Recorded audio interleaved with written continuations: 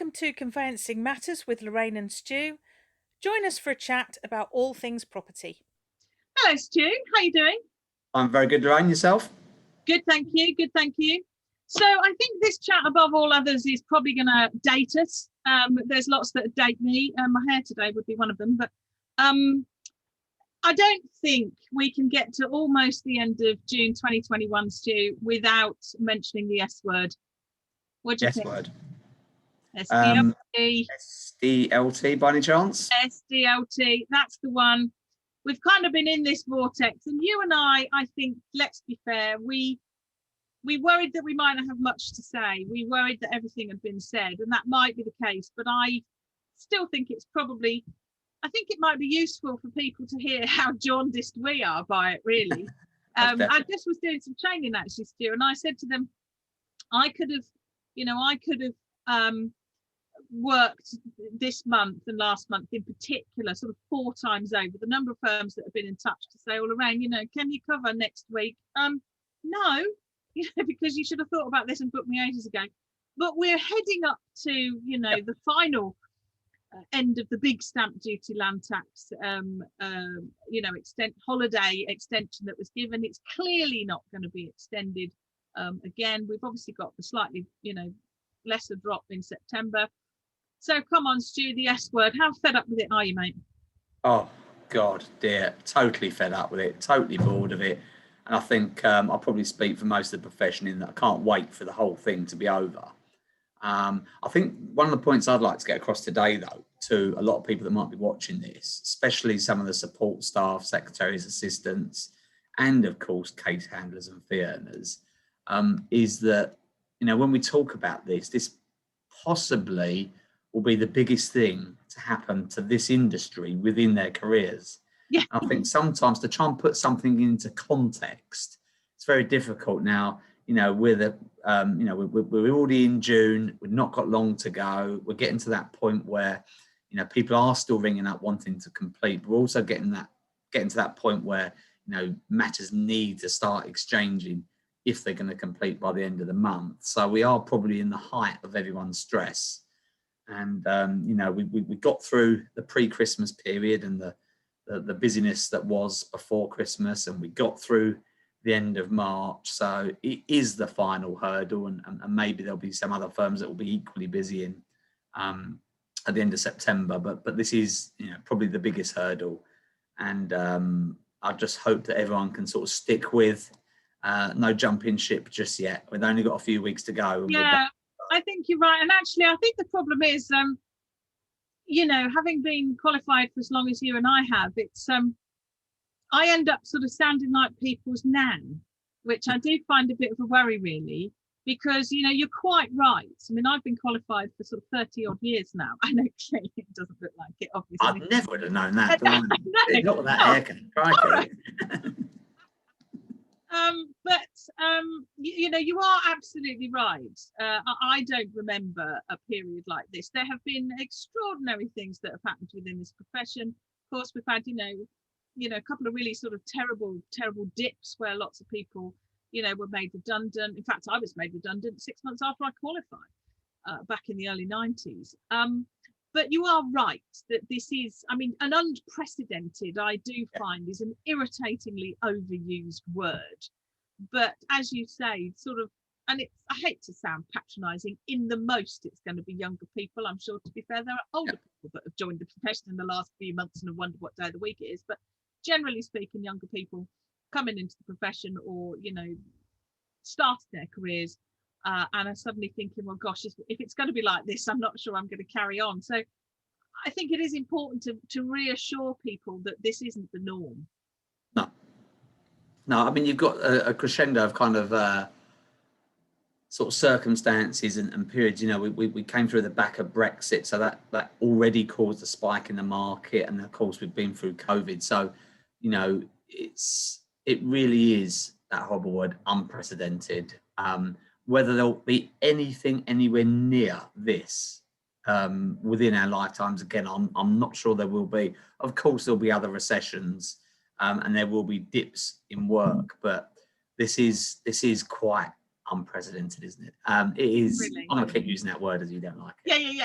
It's a big But word. but it is so different to anything else that there has ever been. And I mean, I've not been.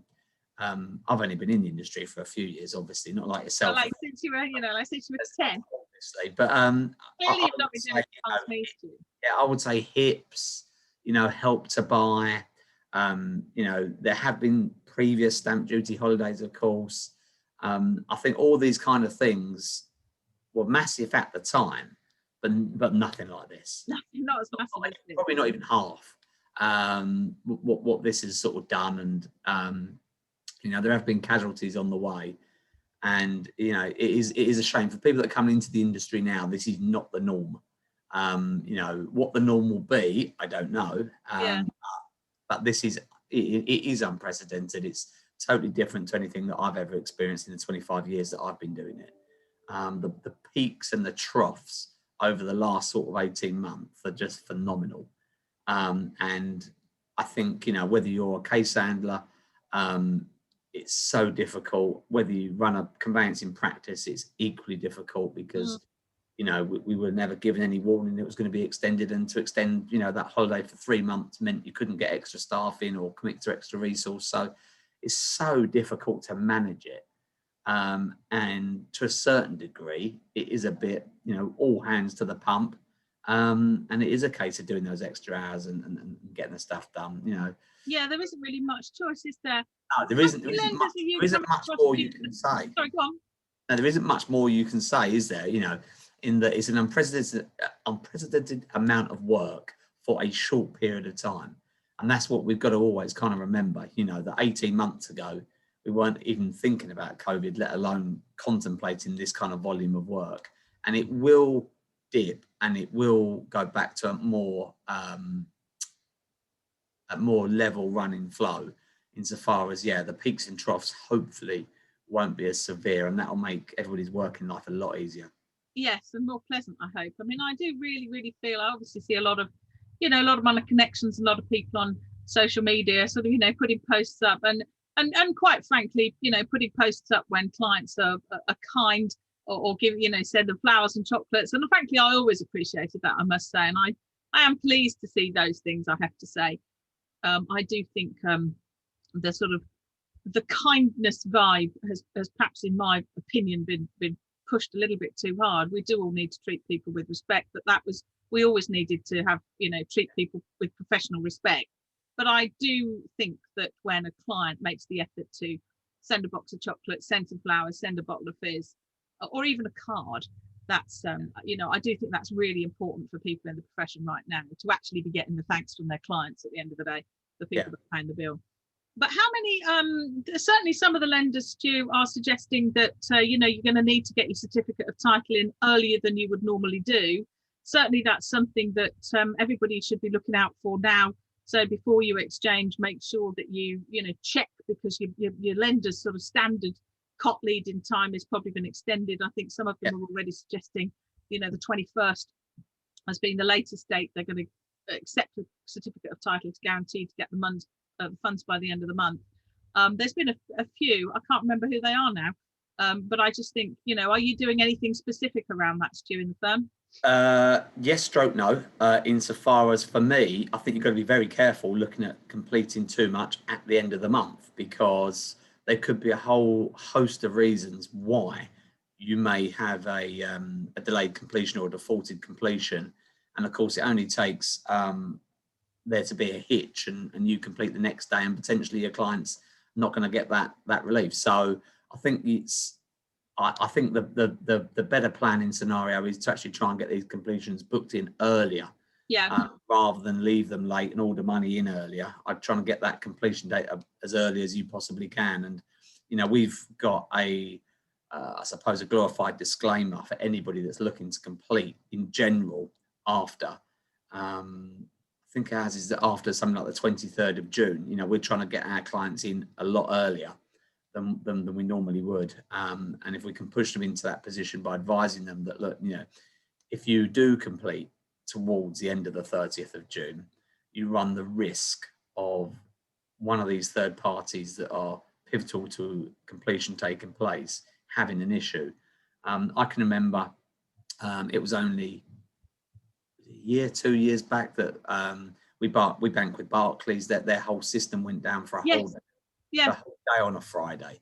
It only takes the volume of money going through that system to cause something like this, to cause that crash, for there to be a multitude of problems, whether or not it's your fault. Even clients sending you monies, as a generalization, they might have to serve notice on accounts, money's coming in, then money's being sent to us. That whole process will probably be delayed and expanded as we get towards the end of June. So I think in general, trying to get your completions in that much earlier is only going to be an advantage. I think that's really good advice. You've got to always, whether we're talking stamp duty holidays or not, you should always be checking the time constraints behind receiving monies.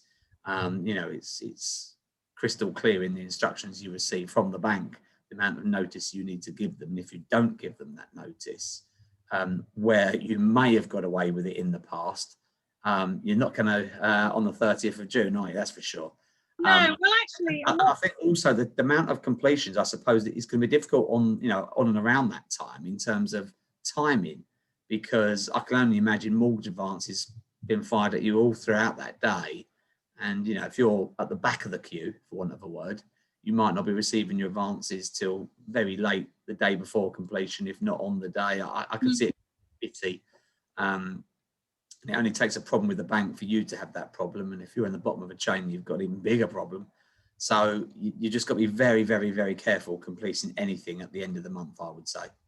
Yeah, I mean, I've seen quite a lot sort of flying around about, conveyancers getting the knickers in a bit of a twist about, liability for additional stamp duty land tax in the event that the completion does trip over into July, and obviously get hit with the higher liability. And some firms have been trying to put complex conditions in contracts, and other parties have been trying to say, well, if it doesn't complete, then you have to pay more stamp duty land tax. That's not my fault either. But actually, and I don't think, actually, to be quite honest, that a lot of that thinking is particularly helpful, I have to say, or frankly, I have to say, totally personal view and not advice, but not particularly practical either.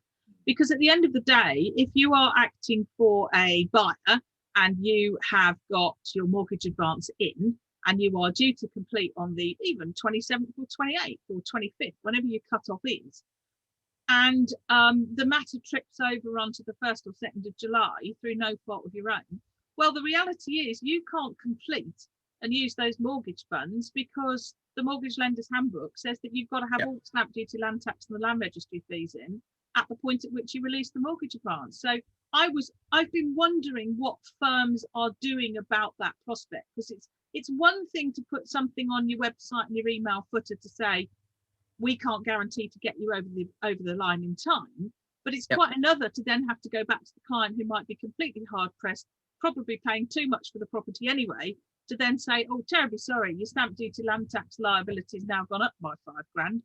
We've only got 4 days to pay it. Can we have your money, please? I mean, what are firms doing? I'm not sure there's a hell of a lot you can do. I mean, as far as we're concerned, we sort of pre-March had various disclaimers that went into various reports at all different stages, not to mention, I mean, I'm assuming it's obvious that firms amended their terms and conditions and covered off the stamp duty position in quite some detail in terms of liability. And in one of the first reports we send to our clients when we discussed stamp duty, first of all, we try and distance ourselves from advising on any kind of tax issues. But we do make it crystal clear, and we have made it crystal clear throughout, that we can't control what's going to happen, timing, stuff like that. If you don't complete by the end of June, then you are liable for that higher amount. And have you been giving them clients the two figures? Have you been giving them the pre-end of June? Yeah, so we've given them two figures. Our quotes have all been going out with the higher figure, not taking into account the holiday. But equally, we've made it crystal clear to clients that we have to have that money in place on the day of completion. There are still clients that will Google and find out that they can pay maybe their stamp duty 14 days after completion. that kind of thing. It's a bit like, well, that's the revenue's ruling, but it's not your bank's ruling. You know, the condition of your mortgage is that that money is in place and it's not sourced by additional borrowing. So this is going to be the horrible part as well, isn't it? You know, if can they put the extra stamp duty on a credit card? No. And So, I just think there's quite a lot of conveyancers out there who are just not going to realise that, actually. You know, and I think that's going to, you know, firms might become in a bit of a cropper if they are, as I say, even if they, you know, are leaving it, are doing it sort of close, you know. The difficulty is going to be that you can tell people all day long, can't you, what the case may be, but whether that advice is taken on board and whether sort of clients fully appreciate it at this moment in time, bearing in mind we're still a few weeks away, who knows? And of course, the most difficult part is whether you're right or wrong, whether a client's right or wrong. Come that sort of day, they're standing there and they're about to move home, and you're telling them that they've got to pay a bit more money. What happens if they haven't got it? Well, that's kind of my point, really. I think that's entirely my point, because I'm not sure, because I think conveyancers might be tempted to just complete on the 1st or 2nd of July in complete relief, really, but not realising that at the point they release the mortgage advance, they are duty bound to the lender to have that higher amount of stamp duty land tax in hand, as in their client account, before those funds are released.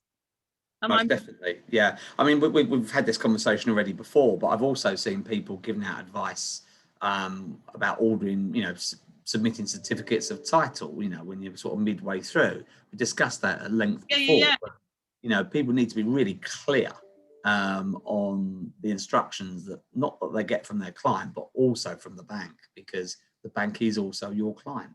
So you're going to be really, really careful. Really careful, but there's obviously going to be problems for the ones that don't go through. But on the other hand, I think one of the good things about March is that a lot of clients, a lot of lawyers, we have been kind of conditioned, haven't we? Yeah. You know, we've been pre-warned, we have been conditioned. So you would hope that, that any damage caused is going to be limited, but it's inevitable, isn't it? It's inevitable with the volume that's going to go through. Stuff's going to be dropped.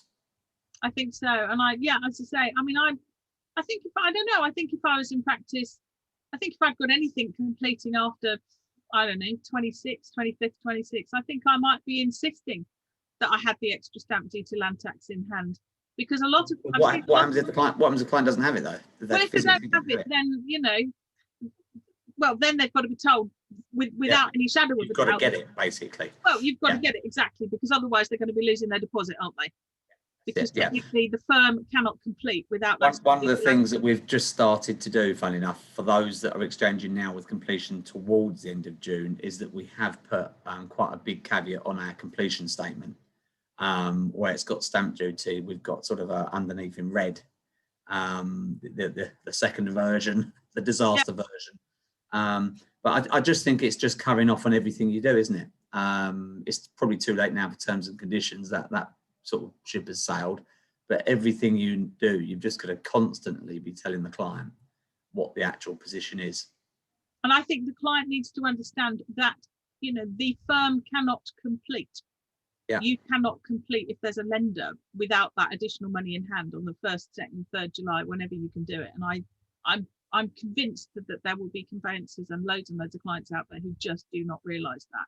Because what I've also saw on sort of some sort of social media and other comments, Stu, is firms, and in terms of the broad principle, clearly one can't disagree, but sort of saying, well, no, we don't want all these complicated provisions in contracts, and we, you know, because I know, you know, that we don't need them, and if there is default and it's not our client's fault, well, we should be able to recover any additional stamp duty, land tax, you know, at the end of the day, you know, in damages, etc. But of course, and that probably as a point of principle is absolutely right. But the amount of time that is going to take, let alone, you know, potentially court proceedings and everything else, that's not going to. The only thing I'm slightly confused. Yeah, the other thing that confuses me though is that does this not form part of somebody's damages anyway?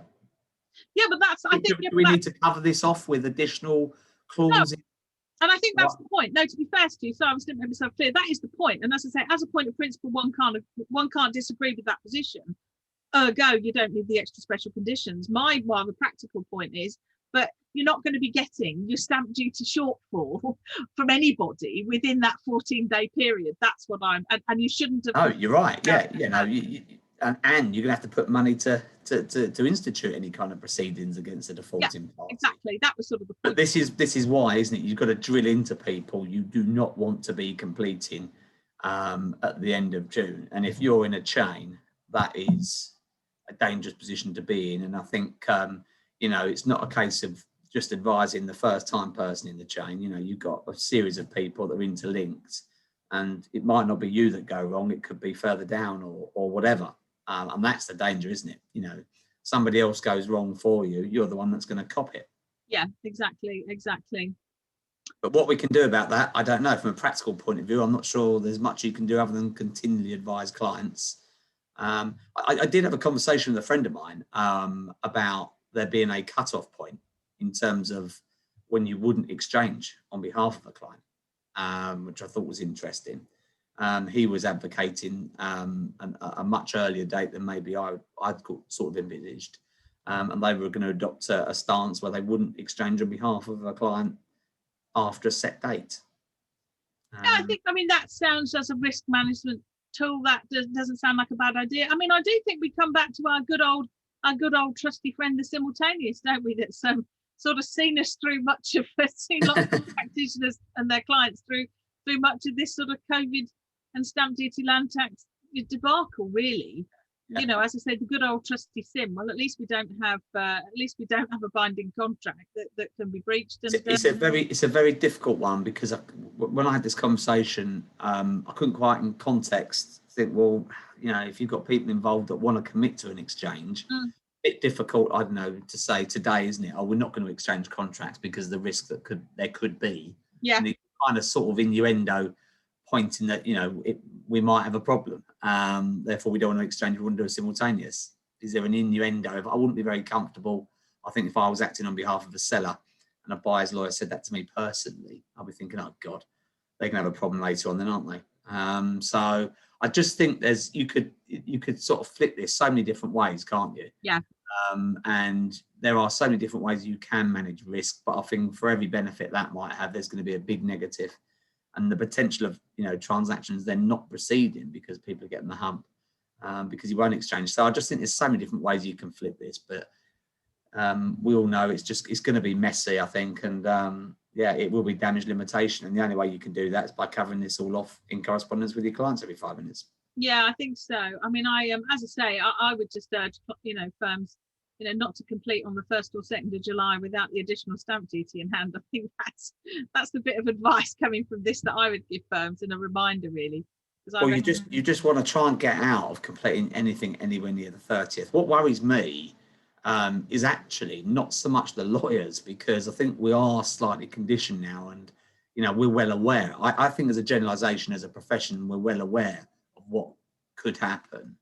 I'm not sure outside of our profession whether consideration has been given to the numerous third parties that are involved, and in particular, a volume of money that's going to be going through, the CHAP system and whatnot, does give me massive cause for concern. There was a banking crash.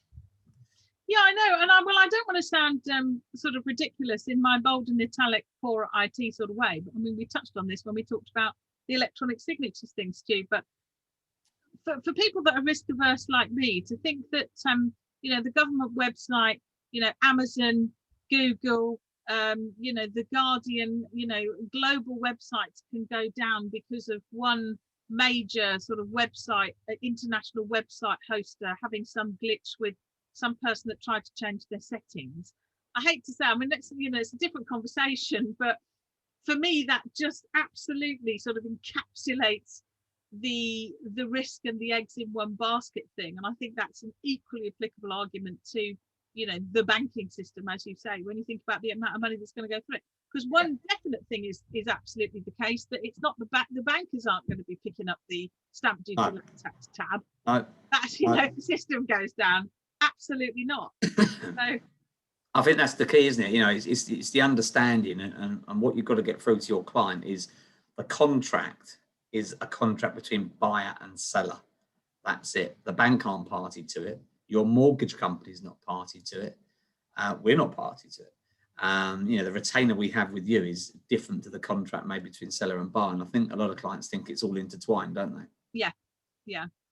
Well, Stu, I think there's one more point we've got to cover off though, Lorraine, as well. One more quick point, and that is that in terms of sort of being a target, the cyber criminals that are out there, if they're going to try and commit a crime, now is the time that they are going to be at their most active. And the one thing I suppose, in addition to getting your ducks in a line in readiness for the end of the month, is just be so careful with ID checking, source of funds, all the nonsense that we go on and on about. Just be so careful, because at the moment, this would be, I would suggest, a fraudster's dream this next month, because we're going to be at our most vulnerable over the next 3 to 4 weeks. So be very, very, very, very, very careful. I think so. And I think it was interesting. Don't open any dodgy links you get sent. Well, that was what I was going to say. That's what I was going to say. I do believe that's my husband sneezing in the background. I thought I'll put the screen up, then it can carry on working. Is that what it is? So we can't see what's behind that screen? Yeah, exactly. I said, there's Nick having the temerity to sneeze. It's not the dog. It's not Gabriella. But no, I mean, I think, that is a really, really serious point. And I think what's probably interesting is not, a lot of firms will have already done the sort of source of funds and source of wealth and the ID probably a few months ago. I think the bigger risk is just likely to be the Friday afternoon fraud, the dodgy emails, the dodgy link, the interception of money. Everybody, you've only got to sort of, Google sort of cybercrime risks. The Law Society's reporting it, the SRA's reporting it, that heightened. And again, I hate to say it, but I mean, I was doing some online training this morning, and everybody apart from the head of department was still at home, still sitting in their bedrooms or their front rooms. And of course, that's where the risk lies. You're bombarded with this absolute tidal wave of emails. You're just desperately trying to get through them. And lo and behold, there's one dodgy link that you click on when you're absolutely at your weakest. You're absolutely right, Stu. You're absolutely bang on. There's so many great apps out there now for ID checking and whatnot. One thing I would say is, if you're in a sticky wicket, get your mobile out, FaceTime your client, look at them face to face. Forget the apps, look at them face to face. Just cover yourself off if you're worried about that instruction you're receiving, because I think people can be quite pigeonholed in where they think maybe a crime may be committed, or where we may be a target. And of course, people always perceive it to be this a start where we get the ID and so on and so forth. But just be really careful on your transfer of equities when you're taking instructions, if you're acting for both parties or anything like that, that you are definitely dealing with that person. And of course, the emails we receive, where do they come from?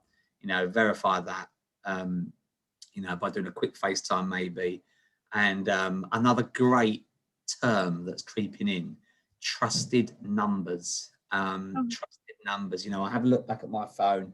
I can see the number the client's calling from. If I've got the case in front of me, just check we're calling clients on trusted numbers. When they call us, be very careful. If they're calling us to give bank details, I would always say, do you mind if I just give you a call back on the number that I've got on the file? Stuff like that. If somebody's withholding numbers, be careful. Because like I say, I think you hit the nail on the head that the Friday afternoon fraud, it could be when we're returning all these net sale proceeds to the sellers. We're going to be very, very susceptible. Make sure that every single one you ring and verify those bank details. Don't rely on anything you receive via email.